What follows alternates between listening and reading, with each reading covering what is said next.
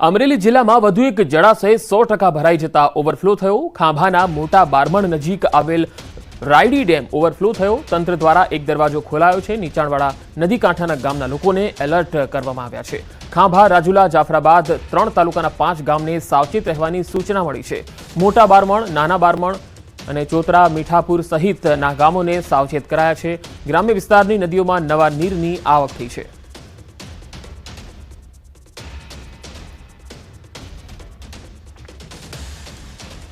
Chinese લસણની બબાલ અને વિવાદ થતા મોટો નિર્ણય કરાયો છે। ગોંડલ માર્કેટિંગ યાર્ડમાં લસણનો વેપાર બંધ રહેશે। માર્કેટ યાર્ડમાં લસણની હરાજી નહીં કરાય। ખેડૂતોને યાર્ડમાં લસણ ભરીને નહીં આવવા અપીલ કરી છે। આવતીકાલે તમામ માર્કેટ યાર્ડમાં લસણનો વેપાર બંધ રહેશે। ગોંડલ માર્કેટ યાર્ડમાં ચાઇનીઝ લસણ મળતા આ નિર્ણય કરાયો છે। તાજેતરમાં ગોંડલ માર્કેટ યાર્ડમાં 30 કટ્ટા ચાઇનીઝ લસણની આવક થઈ હતી। ઉપલેટાના ખેડૂત માર્કેટ યાર્ડમાં ચાઇનીઝ લસણ વેચવા લાવ્યા હતા। વધુ માહિતી સાથે સંવાદદાતા હાર્દિક જોશી જોડાયા છે। હાર્દિક, માત્ર 30 કટ્ટા ચાઇનીઝ લસણ આવ્યા એટલે બાકીના તમામ ખેડૂતોનું લસણ જ ન લેવું, માર્કેટ યાર્ડના આ નિર્ણયને લઈને ખેડૂતો શું કહે છે?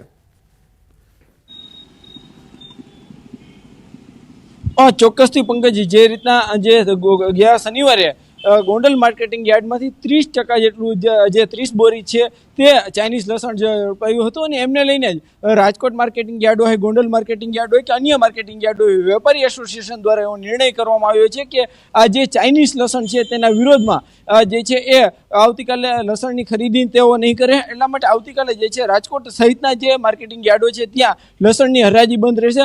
રાજકોટ માર્કેટિંગ યાર્ડની જો વાત કરવામાં આવે તો દરરોજના જે છે એ 25 થી 30 હજાર કટ્ટા જે છે લસણ આવતું હોય છે। આ ઉપરાંત ગોંડલનું જે માર્કેટિંગ યાર્ડ છે ત્યાં 35 થી 40 હજાર કટ્ટા માર્કેટિંગ આવતું હોય છે। ખાસ કરીને જે રીતના રાજકોટ જિલ્લાના અનેક ગ્રામ્ય વિસ્તારના લોકો છે તે રાજકોટ તેમજ ગોંડલ માર્કેટિંગ યાર્ડમાં જે છે એ લસણ લઈને જતા હોય છે, પરંતુ જે રીતના આ વખતે ચાઇનીઝ લસણ છે તે વેચાઈ રહ્યું છે, આ વેચાતું હોવાનું સામે આવી રહ્યું છે। ત્યારે હવે આવતીકાલથી જે કહી શકાય કે આવતીકાલે વેપારી આગેવાનો દ્વારા, વેપારી એસોસિએશન દ્વારા એવો નિર્ણય કરવામાં આવ્યો છે કે જે છે ચાઇનીઝ લસણના વિરોધમાં તેઓ હરાજી નહીં કરે, તેઓ લસણની ખરીદી નહીં કરે। એટલે કે આવતીકાલે જે છે ખેડૂતોને પણ તેઓએ અપીલ કરી છે કે આવતીકાલે લસણ છે તે માર્કેટિંગ યાર્ડ ખાતે લઈને ન આવવું। ચાઇનીઝ લસણના વિરોધમાં જે છે રાજકોટ સહિતના માર્કેટિંગ યાર્ડો છે તે આવતીકાલે લસણની ખરીદી નહીં થાય। જી પંકજ। જી હાર્દિક, આભાર માહિતી આપવા માટે।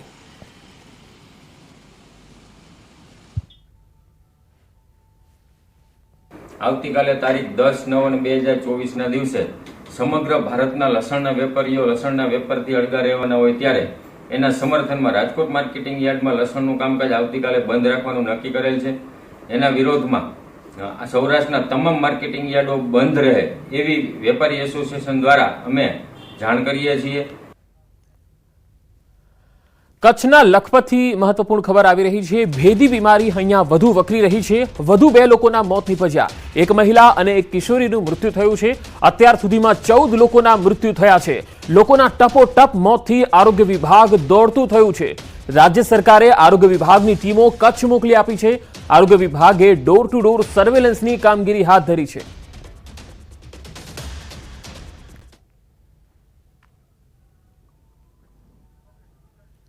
તો આરોગ્ય મંત્રી ઋષિકેશ પટેલે પણ નિવેદન આપ્યું છે। બધા જ દર્દીઓ કોવિડ નેગેટિવ હતા। સ્વાઇન ફ્લૂથી ઓછો ઘાતક ગણાતો H3N2 નો એક કેસ મળી આવ્યો છે, જ્યારે મેલેરિયા, ચિકનગુનિયા, ડેન્ગ્યુથી મોત હોઈ શકે છે। રિપોર્ટ આવ્યા બાદ જ ચોક્કસ કારણ જાણવા મળશે। આરોગ્યની ટીમ સતત કામગીરી કરી રહી છે।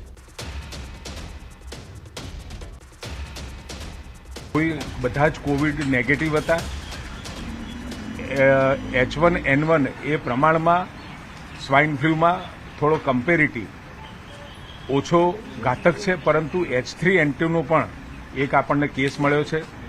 ઝેરી મેલેરિયા, ચિકનગુનિયા, ડેન્ગ્યુ જેવા રોગોના કારણે આ પ્રકારના મૃત્યુ થયા એવું પ્રાથમિક દ્રષ્ટિએ દેખાય છે, પરંતુ આ ટીમ જે ગઈ છે એનો જે રિપોર્ટ આવ્યા પછી આપણે નક્કી કરી શકીએ કે કયા કારણોસર આ બધું થયું છે।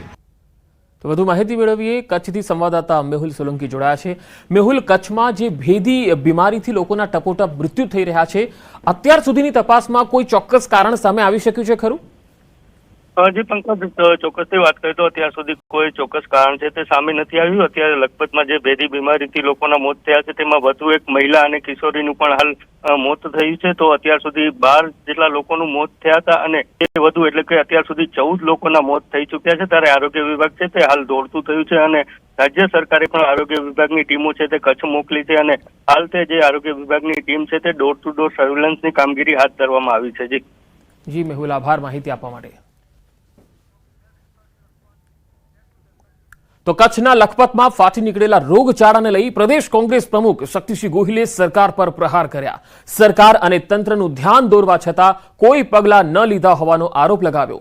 તેમણે કહ્યું, લોકોને પીવાનું શુદ્ધ પાણીની અહીંયા વ્યવસ્થા નથી. રોગચાળાને કાબૂમાં લેવા યોગ્ય કાર્યવાહી કરવા માટે વિનંતી કરી.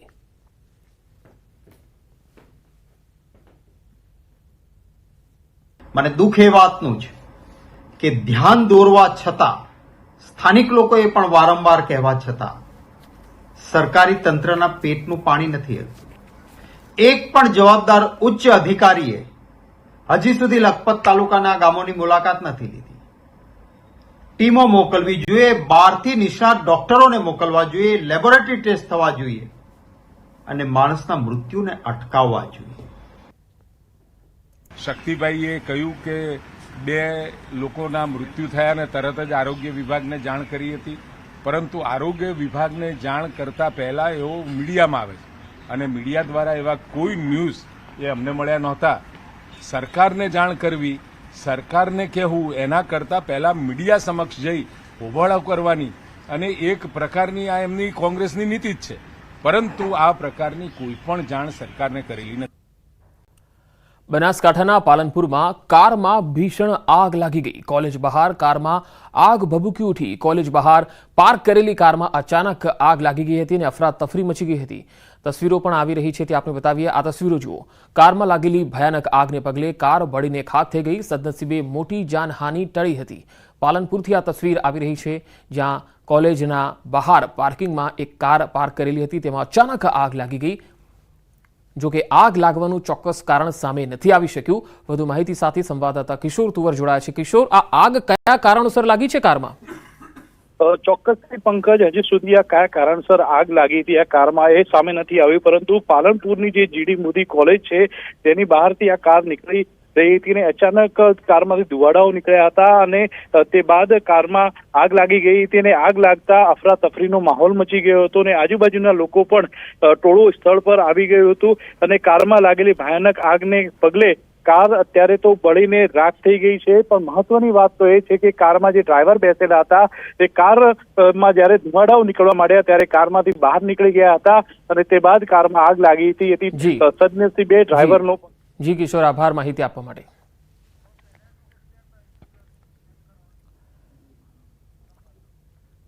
સુરત પથ્થરમારા પ્રકરણમાં સૌથી મોટો ખુલાસો. ન્યૂઝ 18 ગુજરાતી પર અત્યાર સુધીનો મોટો ખુલાસો. બાળકોનો ઉપયોગ કરીને શાંતિ ડહોળવાનો પ્રયાસ થયો. 6 બાળકોને આગળ રાખીને શાંતિ ડહોળવાનો પ્રયાસ કર્યો.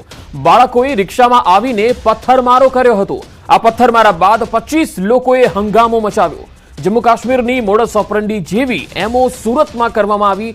જમ્મુ કાશ્મીરમાં અગાઉ પથ્થરમારામાં આ જ પ્રકારની મોડસ ઓપરંડીનો ઉપયોગ થયો હતો. હાલ સુરત પથ્થરમારા પ્રકરણમાં 2 અલગ અલગ ગુના દાખલ થયા છે. વધુ માહિતી સાથે સંવાદદાતા નવીન ઝા જોડાયા છે. નવીન, આજે પથ્થરમારાની ઘટનામાં જે એમઓ સામે આવી છે તેને લઈને શું વધુ વિગતો છે? પંકજ, પ્રાથમિક તપાસમાં જે સામે આવ્યું છે કે આ એક જમ્મુ કાશ્મીરની જેવી મોડસ ઓપરંડી જોવા મળી રહી છે. કારણ કે જમ્મુ કાશ્મીરમાં પણ જે રીતે બાળકોને આગળ રાખીને અને પથ્થરમારાની ઘટનાને અંજામ આપવામાં આવતું હોય છે, આ પ્રકારે તપાસમાં જે પ્રાથમિક તપાસમાં જે સામે આવ્યું છે કે 6 થી 7 જેટલા બાળકો, જેમાં માઇનોર બાળકો છે, જેમાં કેટલાકને 18 વર્ષ પણ થયા છે, પરંતુ કહી શકાય કે બાળકોને આગળ રાખીને અને પથ્થરમારો કરવામાં આવ્યો છે, જેમાં આ લોકો રિક્ષામાં આવ્યા હોવાની માહિતી પણ સામે આવી છે. અને ત્યારબાદ તેમની પાછળથી 25 થી 30 લોકો જે આવ્યા અને ત્યારબાદ જે છે તે હંગામો મચાવ્યો, તોડફોડ અને પથ્થરમારો કર્યો છે. આ પ્રકારની ઘટના જે છે સામે આવી છે.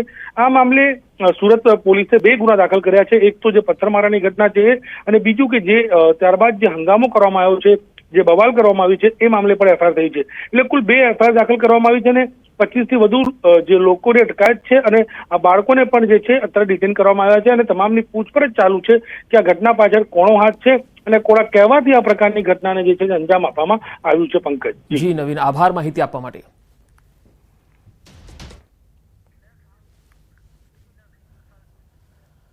તો સુરતમાં સ્થિતિ સંપૂર્ણ કાબુમાં આવી ગઈ છે. પોલીસ એક્શનમાં છે. સૈયદપુરામાં બીજા દિવસે પોલીસ તૈનાત કરી દેવામાં આવી. વિસ્તારમાં 5000 સીસીટીવી કેમેરાઓથી આરોપીઓની શોધખોળ થઈ. તોફાની તત્વો અને પથ્થરમારો કરનારાની સીસીટીવી કેમેરાથી ઓળખ કરી અને કાર્યવાહી કરવામાં આવશે. સૈયદપુરા 4 રસ્તા ઉપર સુરત પોલીસના 10 કરતા વધુ કેમેરા પણ છે. તેની તપાસ કરવા અલગ અલગ ટીમો બનાવી ફૂટેજ જોવામાં આવી રહ્યા છે. પોલીસે પથ્થરમારા સાથે સાથે ગાડીઓ સળગાવવાનું અને ગાડીઓમાં તોડફોડ કરનારા અલગ અલગ 2 ગુના પણ દાખલ કર્યા છે.